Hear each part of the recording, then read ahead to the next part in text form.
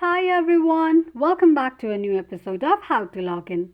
Today in this video, I'm going to show you how you can delete your Craigslist post.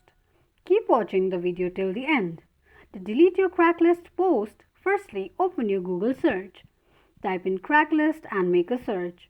The search results will be displayed on the screen. Tap on the first link shown on the page. Log into your account if you are not logged in.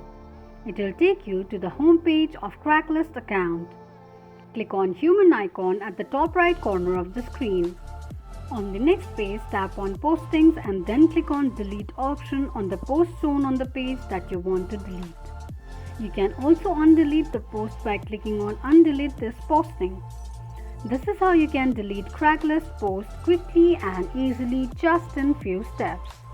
If you have any thoughts or queries, let us know in the comment section.